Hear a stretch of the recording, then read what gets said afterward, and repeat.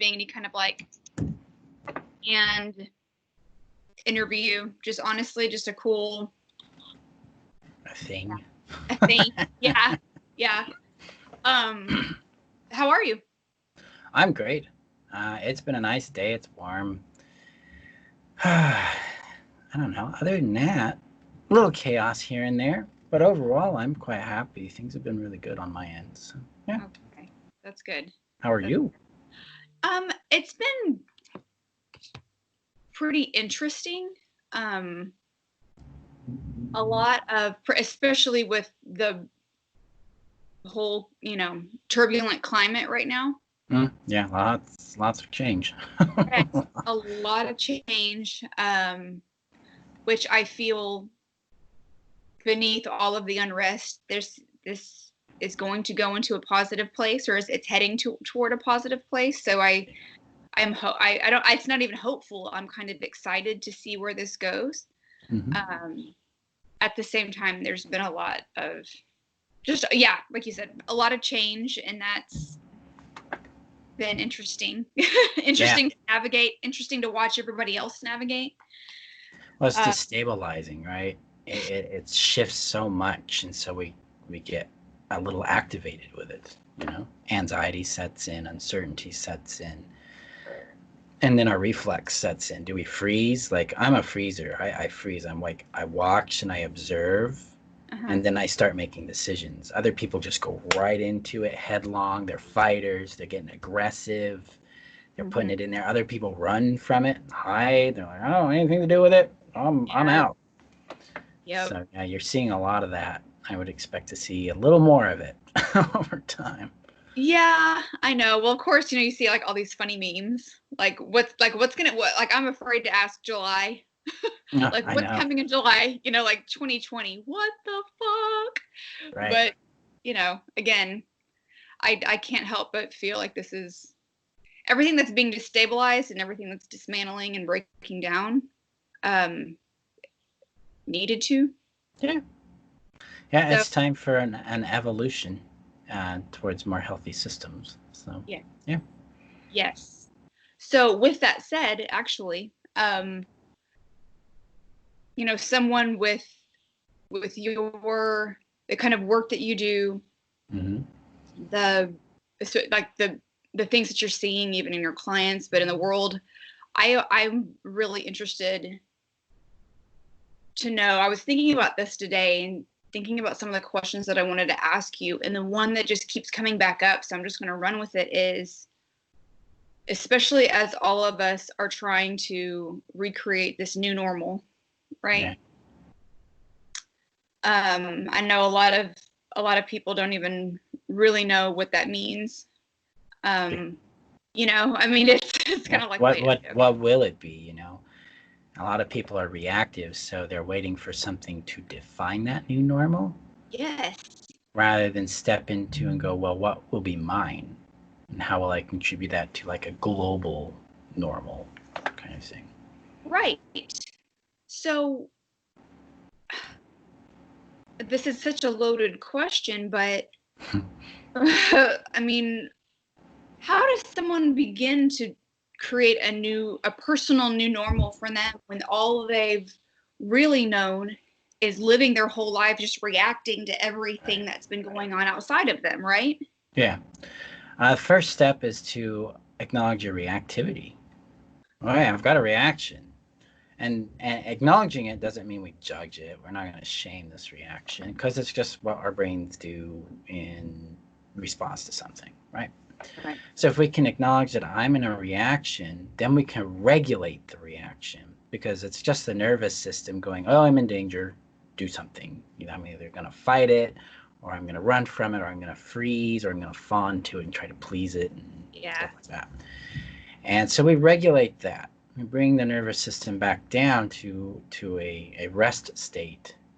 And then we can ask ourselves some questions like, what do I value in my life right now? What matters to me? Not necessarily as a person or a thing, but as a principle. Do I value integrity or honesty or proactivity or stability or or freedom, whatever it might be. Yeah. If we can get in contact with these things, I call them core values. And these values guide, they're kind of like our own personal commandments. They give us structure and how to interpret and respond to situations after we get through our reaction. And that's where I would start if someone asked me that question. Be like, okay, let's get you down regulated, get you calmer. And then let's start exploring what really matters to you and brings you a sense of purpose and happiness in your life. And it'll be derived from those core values. So. Okay. And I don't even know if this is something that you ever get asked or if it ever gets brought up.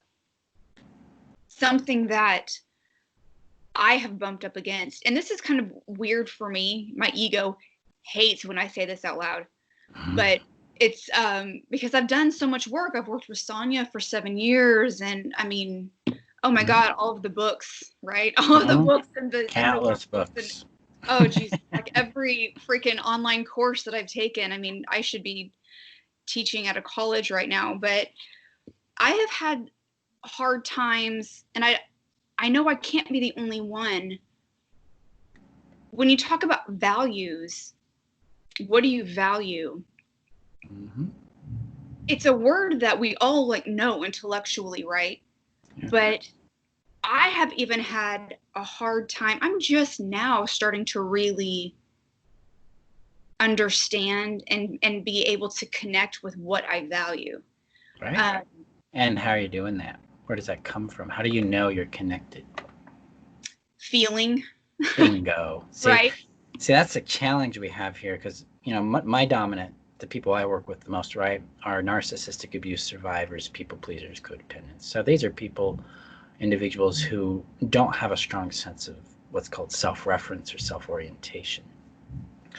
And a lot of people, when it comes to values in general, just analyze everything. Well, I'll think my value up. I'm going to figure it out. Yeah. But that word, I feel it, feeling. Yes. That's the trick, because real core values, things that really matter to us, we feel. Because at the end of the day, we're emotional creatures and we're driven by emotion, and we justify that with logic.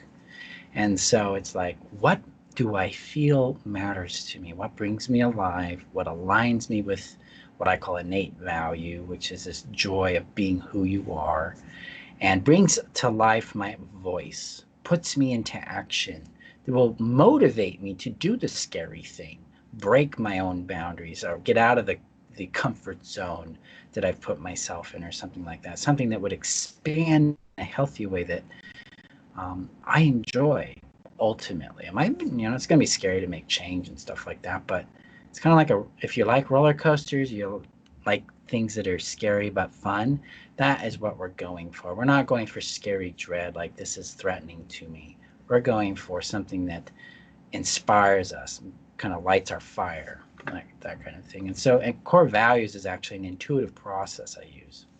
Yeah.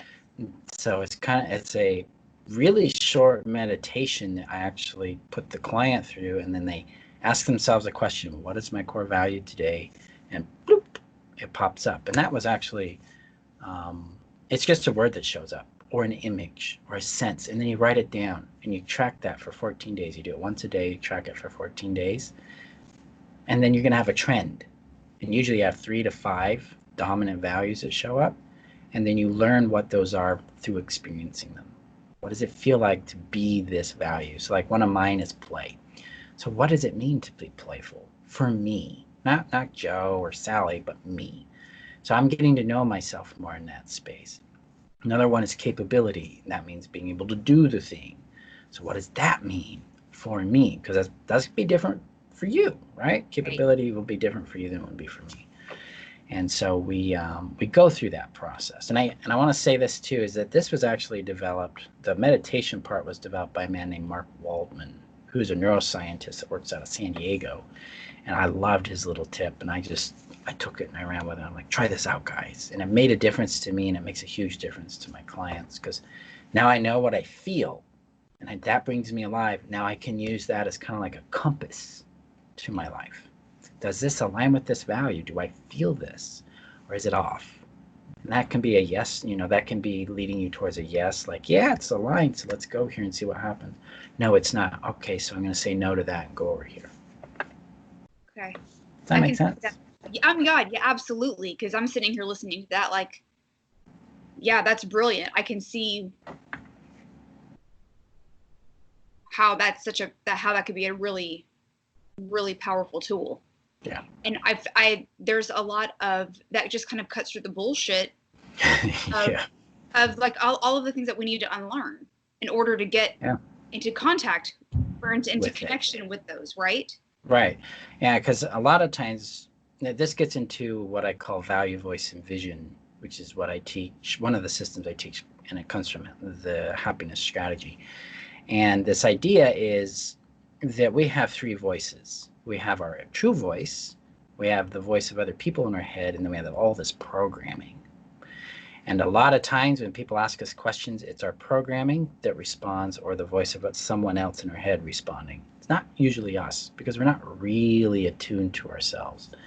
Well, once we know how to access our internal voice by understanding what we feel in response to something, and then we can gauge that feeling, like, does this feel light and expansive for me, or is this heavy and contractive? If it's light and expansive, I'm gonna lean into it. I'm gonna play with it. I'm gonna see what happens there. If it's heavy, I'm gonna take that as a caution. Probably not do it. Step away from it. Because I've learned that things that are light and expansive tend to work out for me, and the heavy things tend to take from me and drain me and lead me into places or agreements and stuff that don't work long term. Yes. So that's just a glimpse into how that works. But it's felt. It's in body. I'm not analyzing it anymore. I'm just listening to myself, going, what does that feel like? What am I aware of here? And then whatever the answer is, I take. I receive that and go with it. So it's a very what's called a somatic process. Yes, and that's something somatic. It's been coming up so much and everywhere. You know how it is whenever the universe is ready for you to explore something. It's just everywhere. Yep. And I can't help but feel like, particularly in this new paradigm that we're in, that's what we're being kind of almost like funneled back into, right? Is like, okay, like back into the body, but not necessarily back into the body, but I'm kind of like trying to talk through getting out of our mind and getting back into our awareness, back into the sense-based experience of our lives. And a lot of us are empty, and we're seeking connection, and we're seeking meaning and purpose, because we've been living in what's called a transactional world for a long time. And that is, I earn something by doing something. If I want a donut, I give you $1, you give me a donut. It's transactional. There isn't a connection. There isn't an effective emotional reciprocation or support. And we've all become individualized so much that we become isolated rather than interconnected.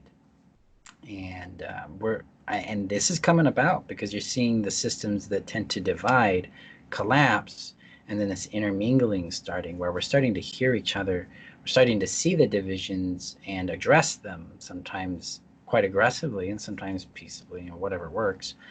But I can see humanity is done with this transactional experience that we've been stuck in by earning value, specifically earning worth by proving ourselves, and getting more connected to, okay, I be this, now what would I do and have from my being? Yes. How am I going to contribute from who I be?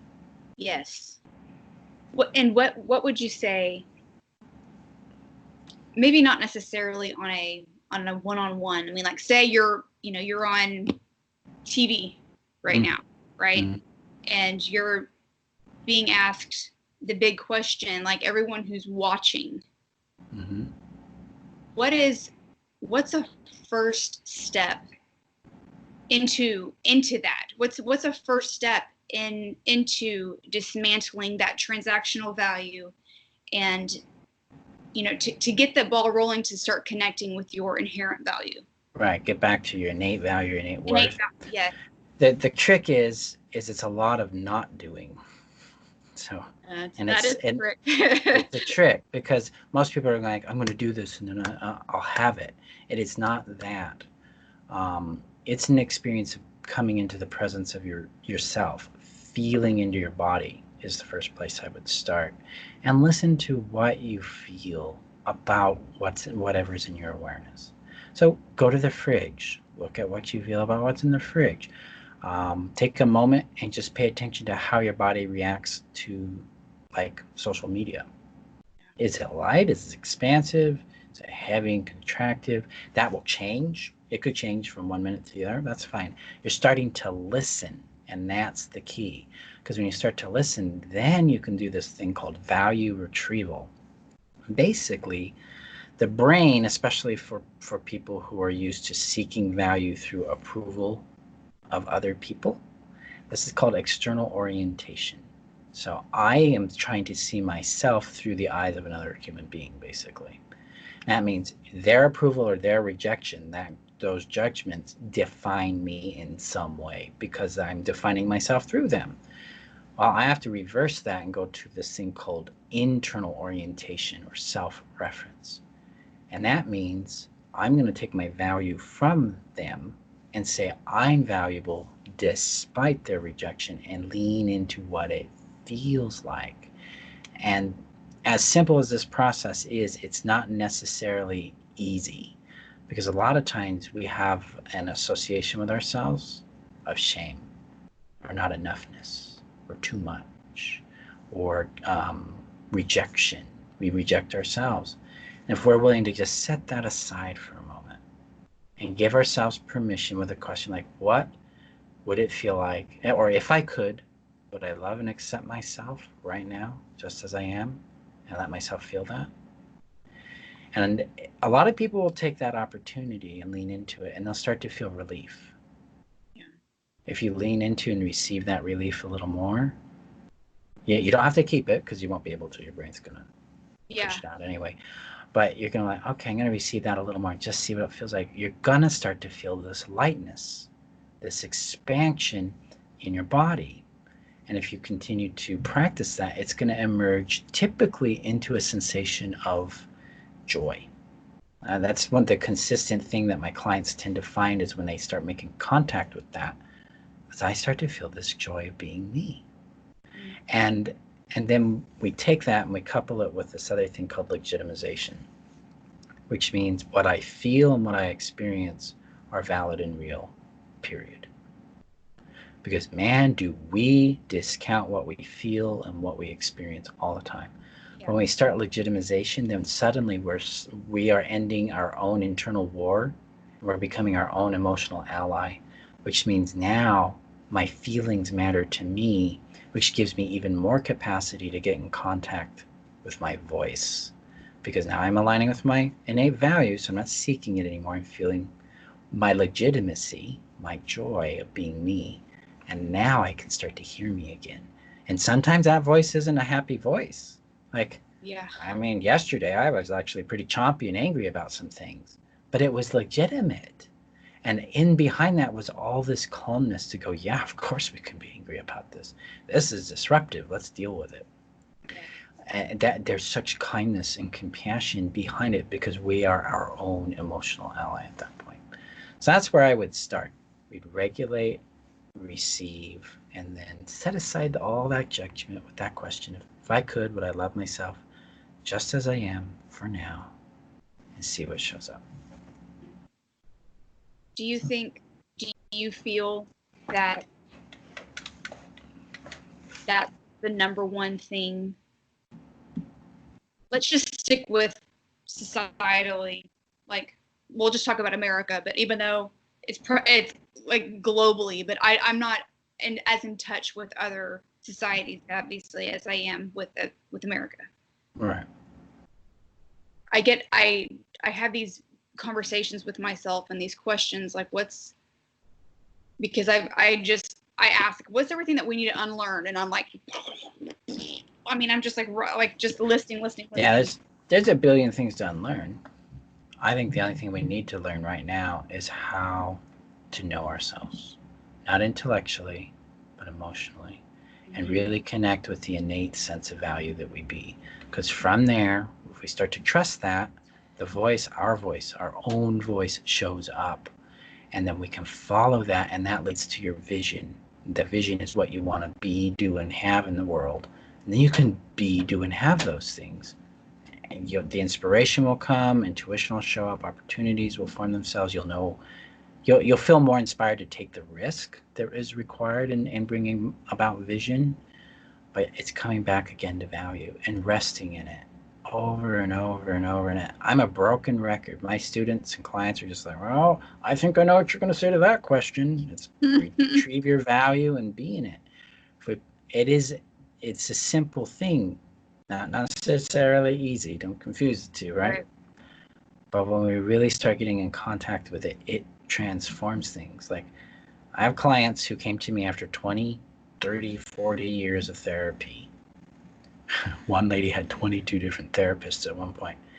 And I put her, and I had her start practicing the innate value retrieval process. And within 8 weeks, she was telling people no, and she wasn't scared.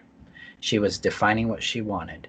She was speaking up. And we had to point it out to her because it was so natural to her at that point.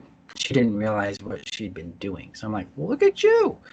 And so when we feel our worth and we're anchored in it, a lot of our fears and our programming and all this external stuff becomes irrelevant because we're tuned into us. And so the unlearning isn't all that big because I've learned what needed to be understood.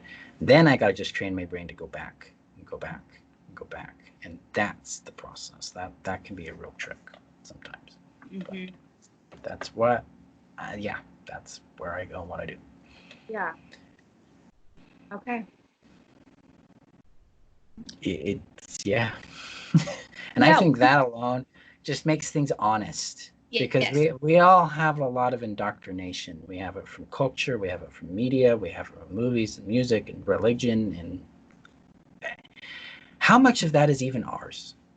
Right? Exactly. Right. Who does this even belong to? Is this even mine? Because we're not even making choices about what we believe or what we conclude is real as consciously as we think we are, because we're mostly in a reaction to information that we haven't even asked ourselves, do I even care about this information? Does this even relevant to me? And we don't ask that question because we're not even listening to what we feel about what's going on. And slowing down and going, what's my position, my relationship with this event or with what I want or don't want or whatever? Because we're in a survival mode, transactionalism, trying to pay the bills, trying to get to the next thing, trying to solve the next problem or finish my unending and ever expanding to-do list. Right. We become consumed in it and we're not present. And that's where we need to come back to. I mean, it's got me out of codependency, got me out of trauma, and it's brought me an immense amount of peace that I never thought I would know, thanks to my upbringing and the background of abuse and neglect I endured. So that's the result, and that's a very common result for the people who practice these things, and my students and clients and others as well. So. Yep. Okay. I honestly had set aside like an hour. But this feels really complete because everything that you said, I'm like, yeah, you're right. Like, it really does. It cuts through everything and gets to the heart of it. Just, yep. If I had more questions to tease out, would you be willing to hop back on another Skype chat? Oh yeah, absolutely. It's just one of those things to where I'm wanting to really kind of understand more, not necessarily about, anytime I'm having conversations like this, it's about me. And right. So even though of course it's about me, but it's about all of us. And I'm trying to, again, to tease this out more, but really everything that you've said has just gone straight to the heart of the matter of it. And this feels pretty complete right now. Good. Yeah. So, yeah. I tend to be efficient. I mean, I you just nailed want to solve the problem and move forward. A lot. I mean, that's what I do with codependency and trauma. I mean, what's the real problem? Solve it. Move on with your life. Yeah. So, here you go. Yeah, you nailed it. So yeah. But I'm always open for more questions and discussion. Not a problem. Awesome. Thank you so much, Marshall. I appreciate it. Yeah, you're welcome, Michelle. It's nice to see you. Connect again. Glad you're doing well. Yeah, likewise. I'll be in touch. Okay, have fun. Thanks. You too. You're welcome. Bye-bye. Bye.